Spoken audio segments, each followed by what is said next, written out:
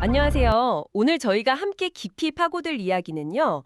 한때 우리나라 대표 제조업 도시였지만 지금은 좀 힘든 시간을 보내고 있는 곳, 바로 군산입니다. 여러분이 보내주신 자료들을 바탕으로요. 2017년 현대중공업 군산조선소 가동 중단, 그리고 또 2018년 한국 GM 군산 공장 폐쇄 이후에 이 도시가 어떻게 산업 위기 대응 특별 지역으로까지 지정됐는지 그 과정을 좀 자세히 들여다보겠습니다. 네. 보내주신 자료들, 기사나 인터뷰 분석 내용들을 쭉 보니까요. 이게 단순히 어떤 사건들만 나열하는 걸 넘어서는 이야기더라고요. 그러니까 GM의 그 글로벌 전략 변화 같은 큰 그림부터 시작해서 본사의 어떤 재무적인 문제, 그리고 당시 상당히 첨예했던 노사 갈등 같은 복합적인 원인들이 있었고요. 이런 것들이 어떻게 얽혀서 결국 실업이라든지 상권 붕괴, 또 인구 유출 같은 그런 파급 효과로 이어졌는지, 그리고 이게 우리 경제 전체에 뭘 시사하는지 좀 깊이 파헤쳐 봐야 할 것 같습니다. 맞아요. 군산하면 사실 오랫동안 한국 GM하고 현대중공업 이 두 개의 큰 축에 많이 의존해 왔었죠. 특히 그 1997년에 완공된 한국 GM 군산 공장 같은 경우는 뭐 누비라, 라세티 이런 채들을 생산하면서 지역 경제에 거의 뭐 심장 역할을 했었잖아요. 그랬었죠. 그런데 그 성장의 동력이랄까? 그게 이제 멈추기 시작한 겁니다. 2017년에 현대중공업 군산조선소가 먼저 가동을 멈췄고요. 그리고 결정타는 역시 2018년 2월이었죠.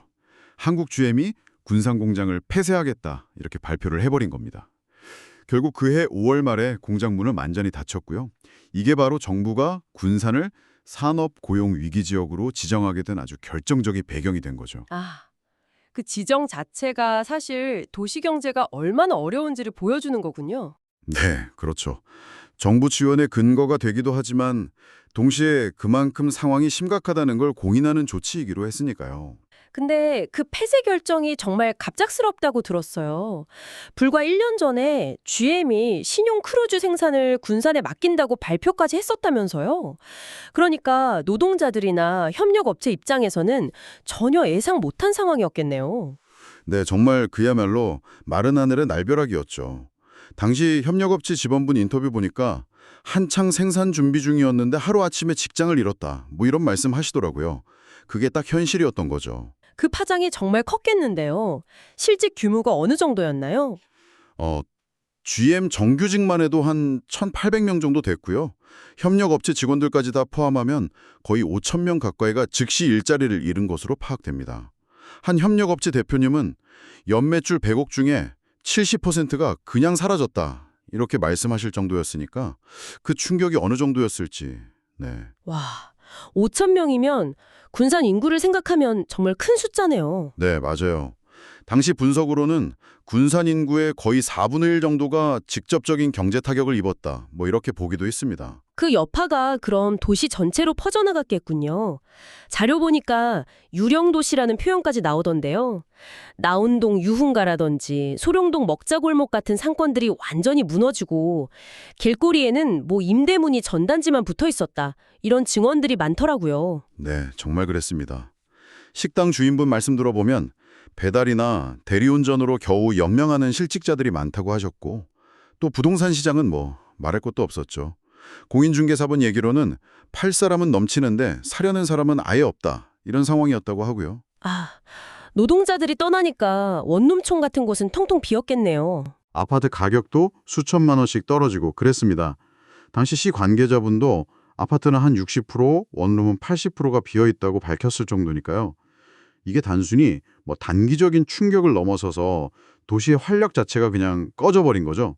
이런 상황이 길어지면서 결국 더 근본적인 문제로 이어진 거군요. 일자리를 찾아서 젊은 사람들이 떠나고 그럼 자연스럽게 인구는 줄고 또 고령화는 심해지고. 맞습니다. 실제로 군산대 윤준원 교수님 같은 분은 지역의 젊은 인재들이 일자리를 찾아서 인근의 완주나 김제 같은 곳으로 빠져나간다. 이런 현상을 지적하기도 했고요. 산업 자체도 위축됐겠네요. 그렇죠. 군산의 전체 제조업 생산액을 보면요. 2017년에는 한 3조 3천억 원 정도였는데 2020년에는 이게 2조 7천억 원대로 뚝 떨어졌어요.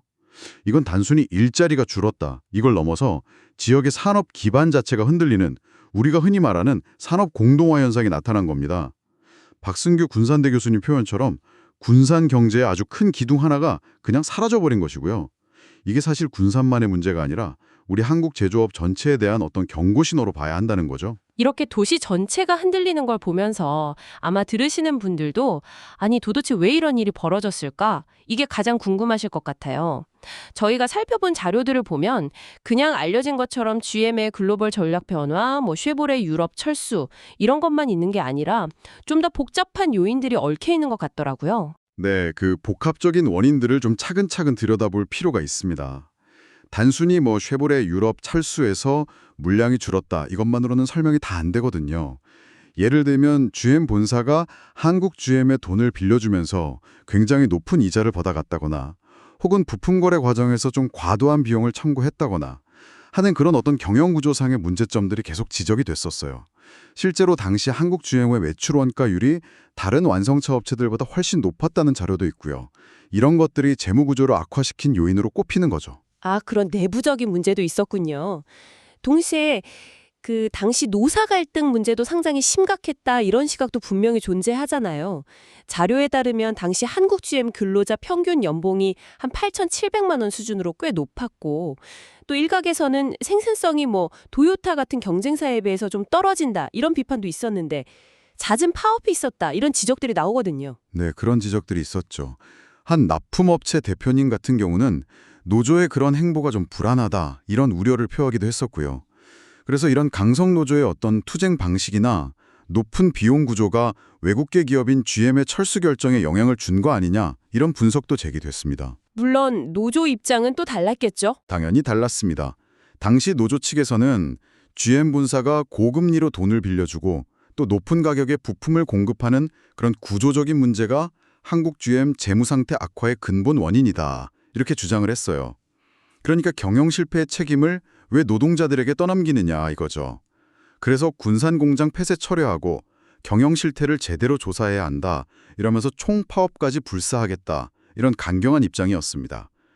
이처럼 그 사측의 어떤 글로벌 전력이나 경영상의 문제, 그리고 또 노조 측의 강한 반발과 투쟁, 이런 것들이 복잡하게 맞물리면서 결국 좀 파국적인 결과로 이어진 상황이라고 볼 수 있겠습니다. 벌써 7년이란 시간이 흘렀네요. 지금 군산 경제는 좀 어떤가요? 완전히 회복됐다고 보기는 어렵겠죠. 네, 여전히 그 그늘에서 완전히 벗어났다고 보기는 좀 어렵습니다. 최근에 만난 택시기사님 말씀 들어보니까 예전에는 공장 사람들이 가족 단위로 이사 와서 여기서 돈을 썼는데 요즘에는 혼자 와서 일만 하고 주말에는 다른 지역으로 가서 소비하는 경우가 많다 이런 얘기를 하시더라고요. 아, 지역 내 소비가 잘 안 이루어진다는 거군요. 그렇죠.